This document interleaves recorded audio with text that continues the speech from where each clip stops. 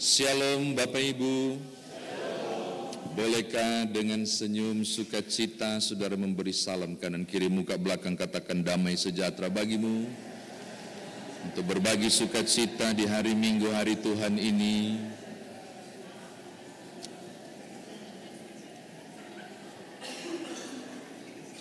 GPIB Kasih Karunia menurut saya adalah gereja yang senang bernyanyi. Ya, karena tadi ruangan ini penuh dengan pujian.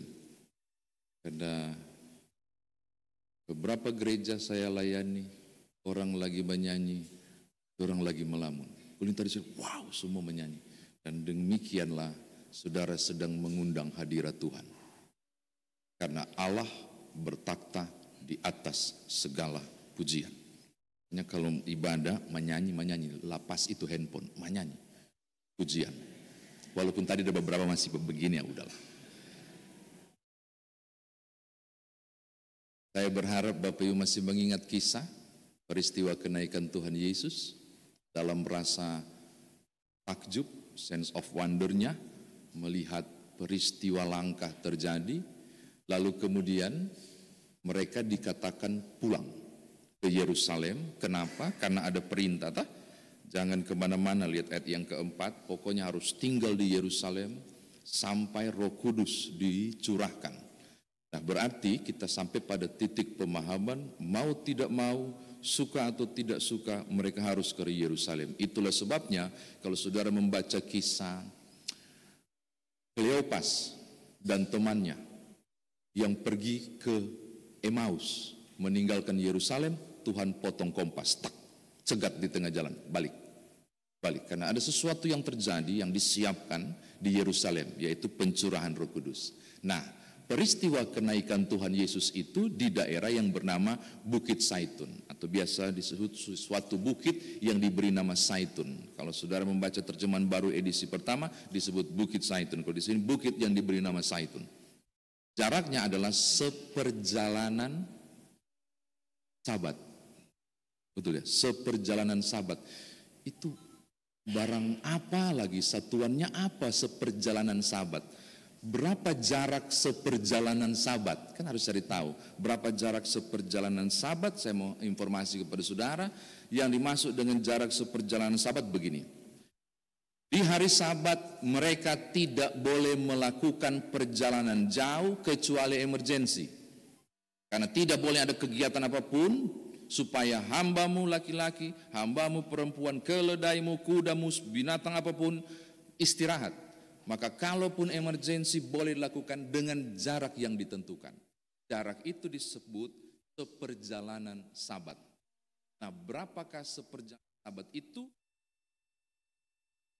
Dipakai pada suka dorang berdasarkan Yosua pasal ayat 3.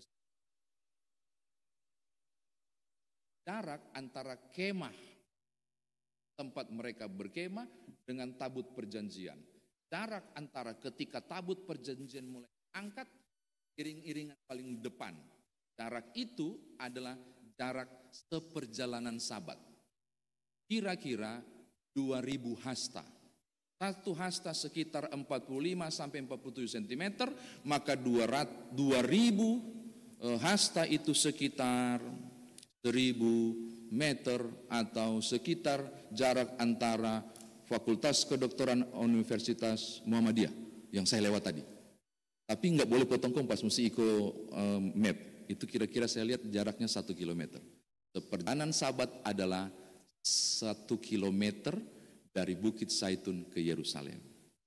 Itu supaya orang apa perjalanan Sabat 1 kilo. Jadi tolong bayangkan mereka lakukan perjalanan kurang lebih 900 meter sampai 1000 meter, atau kurang lebih 1 kilometer perjalanan menuju ke Yerusalem. Jauh? Enggak jauh. Dan kemungkinan besar mereka melihat ada rombongan iring-iringan yang sedang masuk, orang-orang Yerusalem. Oh, ngapain kalian? Tuhanku baru saja naik ke sorga. Enggak tahu apakah mereka melakukannya itu, tapi catatan untuk saudara, ketakutan masih terjadi. Orang masih takut sekali, sehingga yang mereka buat adalah menyewa satu tempat untuk bersembunyi dan berkumpul di situ di lantai 2. Dalam tradisi Yahudi, rumah berlantai 2 umumnya dipakai untuk pertemuan keluarga besar ataupun untuk jamuan pesta. Maka kalau saudara mendengar tentang keledai yang orang yang diminta untuk mengizinkan pinjam rumah, ada kodenya itu, ada yang, dan kemudian dombanya mau dipakai dan seterusnya, dan keledainya, kita menemukan bahwa itu lantai 2. Maka lantai 2 itu yang ditulis di sini itu dipakai 2 hal, untuk sembunyi tapi juga pertemuan besar. Tapi untuk jamuan makan, Yesus menggunakan lantai 2 untuk Pesak, perayaan Paskah dan jamuan akhir. Oke, ini jalan kedua. Nah, mereka ketakutan, mereka sembunyi Bapak Ibu dalam ketakutan itu. Berapa lama Roh Kudus dicurahkan setelah Yesus naik? Ya, baru kali ini ada yang jawab. Biasanya menunggu jawaban dari mimbar. Nah, orang mungkin terasa seperti 10 bulan. Dalam ketakutan. Itu. Jadi ketika saudara membaca teks ini, tolong hayalkan kondisinya seperti itu. Bukan buka jendela dan tunggu Roh Kudus datang tampias itu enggak bisa. Itu dalam kesembunyian, dalam ketakutan, enggak bisa. Bukan sabar ya, dengarkan hai halayak Yerusalem, tunggu aja, hitung hari ya, kami juga lagi hitung sekarang, tunggu Roh Kudus datang. Enggak, itu dilakukan dalam ketakutan. Dan 10 hari itu bisa 10 minggu, bisa 10 bulan, karena orang menanti dalam kecemasan, dalam kegalauan. Itu pun masih bertanya barangkali, betul enggak? Kalau Bapak Ibu baca ini, so pasti 10 hari. Bapak Ibu baca ini, pasti Roh Kudus dicurahkan. Karena kita udah tahu endingnya. Tapi untuk mereka mungkinkah datang? Benar enggak dicurahkan? Saya sisi manusiawi lebih menonjol. Karena kemarin di hari Kamis itu, kita menemukan hal yang menarik. Yesus sudah mau pergi naik, orang masih tanya, Tuhan, kapan engkau pulihkan kerajaan Israel? Tuhan bicara tentang kerajaan Allah yang terjadi, mereka bicara tentang kerajaan Israel yang dipulihkan dari penjajahan Romawi. Coba, masih pongah, masih kepala angin, belum satu server dengan rencana Tuhan. Jadi dugaan saya, kekhawatiran mereka besar, juga tanda tanya dalam keraguan, benarkah Roh Kudus akan dicurahkan? 10 hari itu, bisa 10 minggu, bisa 10 bulan. Perasaannya, rasanya, karena ketegangan terjadi di situ. Oke, sekarang. Dalam ketakutan, dalam kegentaran, dalam ketidakpastian, dalam penantian yang panjang itu, Alkitab mengatakan, dorang bikin apa? Ternyata ada hal yang menarik. Mereka disebut dalam teks kita itu, Bapak Ibu lihat tuh luar biasa tuh di ayat 14. Mereka semua bertekun dengan sehati dalam doa bersama. Kata kunci, bertekun, sehati, doa bersama. Siapakah mereka itu? Ada yang lihat enggak? Ada yang aneh enggak nama ini? Kayaknya ada nama yang tidak masuk kelompok 12 yang tinggal 1. Ada yang baca enggak? Petrus 1. Yohanes 2, Yakobus 3, Andreas 4, Filipus 5, Thomas 6, Bartolomeus 7, Matius 8, Yakobus 9, Simon orang Selot 10, Yudas anak Yakobus 11.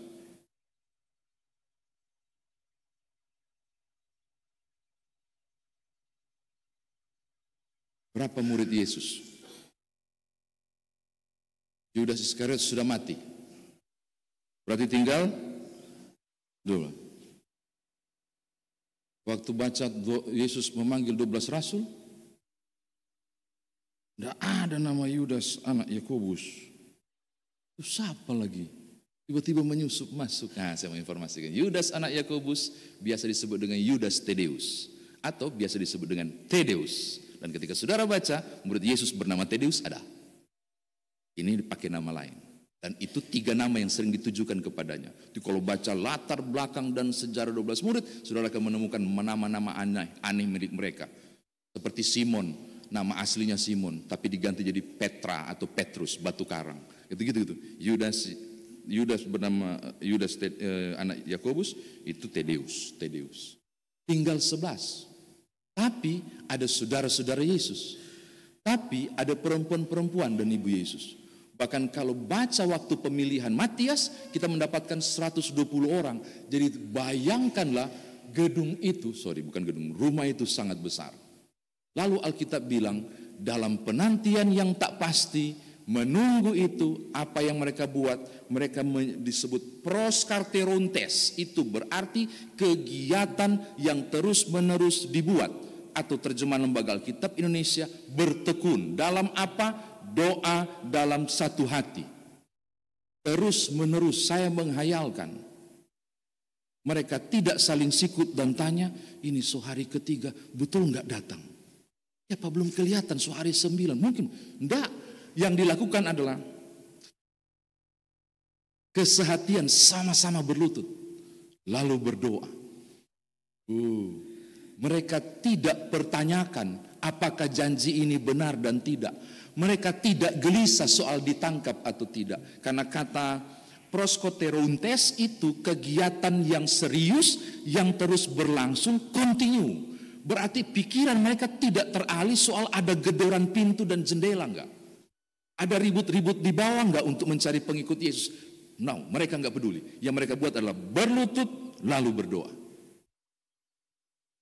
Saya mau katakan begini kepada saudara. Dalam hal yang penuh dengan tanda tanya, dalam hal yang penuh dengan ketidakpastian, ternyata sangat penting membuat hal yang pasti. Karena menunggu adalah pekerjaan yang membosankan, maka supaya tidak bosan, menunggu mesti sambil lakukan sesuatu. Dan murid memilih berdoa. Keren gak? Dan membuat fokus. Mereka alihkan ketidakpastian itu dengan fokus dalam doa. Pertanyaannya, dorang berdoa apa? Kalau doa makan itu mereka sudah tahu. Tentang Tuhan bersyukur untuk benih gandum. Yang diolah bla bla itu yang dipakai oleh Tuhan Yesus juga di perjamuan. Baru dialihkan, inilah tubuhku bla bla bla seterusnya. Doa tidur juga mereka sudah tahu. Beadeka hafik rohul, into your hands I commit my spirit. Itu juga mereka tahu. Tapi saya kan bukan doa itu. Kira-kira mereka berdoa tentang apa? Datanglah ya Roh Kudus. Enggak juga. Saya ajak saudara buka Lukas pasal 10. Penulis Kisah Rasul Dr. Lukas ya.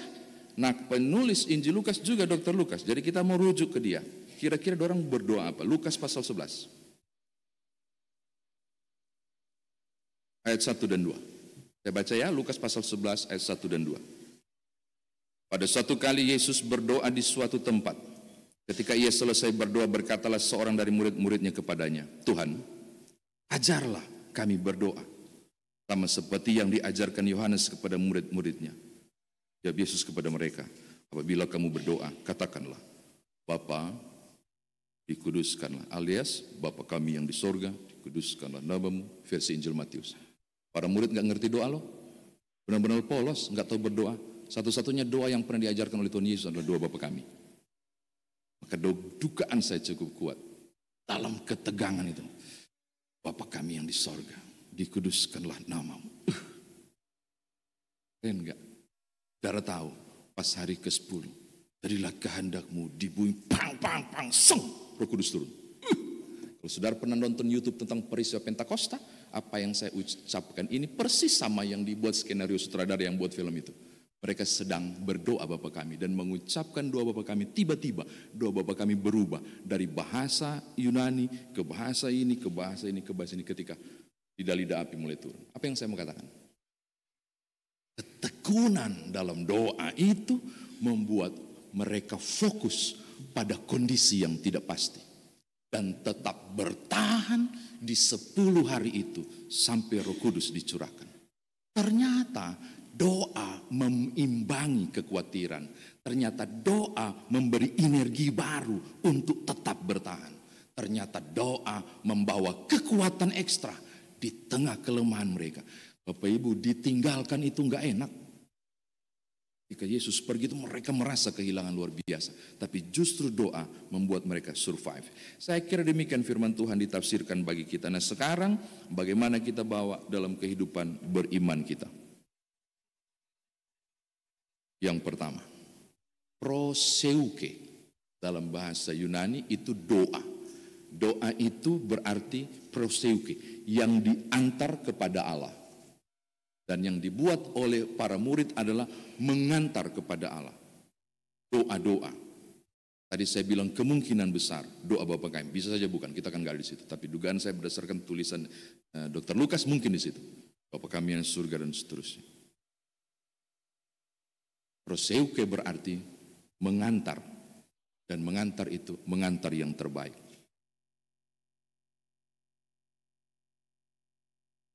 Di sini ada enggak yang kalau doa syafaat tiba-tiba pintu depan terbuka?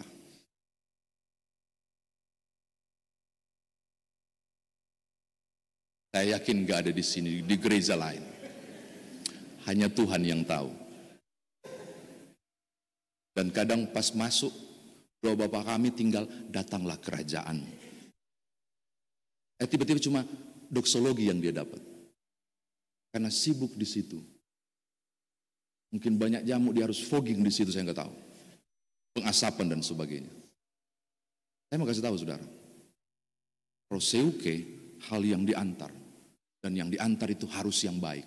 Dalam hal sikap, ucapan, dan tindakan kita. Serta isi hati. Proseuke, yang diantar. Maka ketika saudara berdoa, saya sedang membayangkan para murid bertekun dalam doa dengan ritme yang sama. Dan tidak akan beranjak sampai semua amin. Karena proseuke mengantar yang terbaik. Saya mau katakan hal yang sama.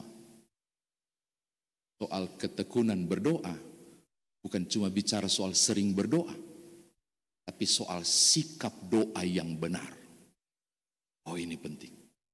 Karena ternyata dengan itu memampukan engkau dan aku untuk mendapat kekuatan dan bertahan. Biasa habis bilang begini, sebentar tiba-tiba di doa syafaat enggak ada bunyi pintu terbuka. Biasa begitu. Puji Tuhan berarti. Semua orang bertobat cuma 1 minggu. Minggu depan baking ulang. Bapak Ibu ayolah. Miliki proseuke. Cara berdoa yang benar. Seperti yang dilakukan oleh para murid. Ini yang pertama yang bawa pulang. Kedua. Body clock saya sudah jalan. Ini sudah harus ditutup karena sudah panjang. Ya, keluar dulu sebelum doa syafaat. Saya sudah sampai di mana ini? Yang kedua Bapak Ibu.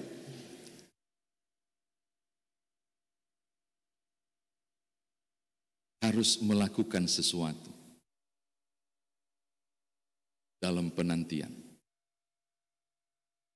Harus ada sesuatu yang saudara buat. Supaya tidak menjadi pekerjaan yang membosankan. Yang kita nanti sekarang bukan Roh Kudus. Karena Roh Kudus sudah dicurahkan. Yang kita nanti sekarang penggenapan ucapan malaikat di Bukit Zaitun. Sebagaimana engkau melihat dia naik, demikianlah dia akan turun. Sedang saudara nanti tentang kedatangan Kristus kembali. Yang mestinya didapati Bapak, Ibu, dan saya tepat dan layak. Karena dalam Matius pasal 25 dibilang Tuhan Yesus datang seperti pencuri. Yesus bukan pencuri ya, datangnya seperti pencuri. Yang tidak akan bilang, nyoman permisi, tolong buka gerbang karena jam 12 saya mau datang, ambil alih punya apa. Enggak ada pencuri yang ngomong. Datang tiba-tiba, maka penantian ini yang membosankan barangkali menunggu. Sejak surat Tesalonika ditulis, Paulus bilang Yesus datang segera, sampai dunia sekarang belum datang-datang. Oh, saudara perlu melakukan sesuatu untuk jaga proses penantian ini. Kegiatan itu adalah siap sedia. Satu kali, mungkin saudara sudah pendengar ilustrasi ini. Pendeta lagi bicara tentang sorga di sekolah minggu. Oh bukan, teruna menuju remaja. Kalau orang remaja, teruna ya, kalau di gereja-gereja yang lain disebut dengan remaja. Dia cerita tentang kerajaan sorga. Di bagian akhir ada ajakan supaya anak-anak itu merespon. Ada satu kesian, anak remaja, dia punya nama Ungke. Ada orang Sangir di sini? Mudah-mudahan nggak ada ya. Bapak saya Bali, mama saya Sangir. Sekarang bagian terakhir anak-anak. Siapa yang bertahu dan percaya bahwa dia masuk surga? Angkat tangan. Semua angkat tangan. Ungke mungkin nonton liga sepak bola yang kemarin itu begadang. Dia sudah nggak bisa buka mata lagi, sudah tertidur begitu. Dilihat. Yang mau ke surga dan siap angkat tangan. Sudah teriak. Semua angkat tangan. Laki-laki masih tidur begini. Pukul meja kasih kaget pun tidak. Ini persoalan ini. Oke, kalau begitu sekarang segera berdiri yang mau ke surga. Semua berdiri. Laki-laki begini. Terakhir itu pendeta berdekati dia punya meja. Langsung pukul tiba-tiba. Sekarang sebaliknya yang mau ke neraka berdiri. Ungke berdiri. Karena kaget. Oh, Pak Pendetanya kesempatan langsung. Anak cuma tidur saja. Keluar bikin begadang panjang lebar. Enggak kok. Terus kenapa tadi? Waktu dibilang mau ke surga disuruh berdiri, kau tidak berdiri. Memang Pak Pendeta mau pergi sekarang kah? Kan enggak perlu. Tuhan, itu kalau saya feeling bola balik. Terus kenapa tadi pas bilang neraka malah kau berdiri? Kenapa kau berdiri? Karena saya lihat tadi cuma Pak Pendeta berdiri sendiri, saya mau temani. Ngeles, tapi yang saya mau bilang begini, kita nggak tahu kapan penggenapan, sebagaimana dia naik, dia turun. Bertekunlah. Bertekunlah. Bukan cuma dalam doa, dalam sikap hidup saudara. Supaya ketika tiba masa dia datang, Tuhan mendapati engkau dan aku layak. Di rumah Bapakku banyak tempat tinggal yang telah kusediakan bagimu. Amin.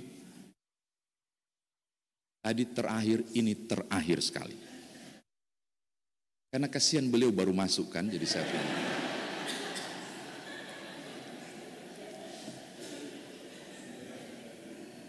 Marilah siapkan diri saudara untuk hal-hal besar yang mungkin menggoncangmu pada kenyataan terbalik dari tiap harapan, pada hal-hal yang menakutkan dan mungkin mengecewakan.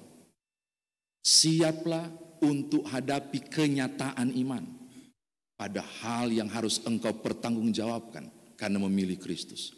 Mungkin ketidaknyamanan, mungkin kekecewaan, mungkin mulai kurang semangat iman. Ternyata kita dapat rahasia besar dari semua itu untuk dapat pulih. Bertekunlah dalam doa. Ada apa-apa, tidak usah pasang status di Facebook. Tidak usah foto di Instagram, kasihan lihat tapi muka sebangka, tidak usah. Masuk kamar, tikang lutut, sambayang, bertekun, engkau akan dapat kekuatan untuk bangkit lagi menjalani banyak hal yang tidak mudah sekalipun. Amin. Selamat bertekun dalam doa. Pada tiap penantian saudara, saya nggak tahu apa yang Bapak Ibu lagi nantikan ini. Jawaban-jawaban Tuhan yang belum nyata. Berdoa, bertekun, percayalah akan indah pada waktunya. Haleluya. Amin.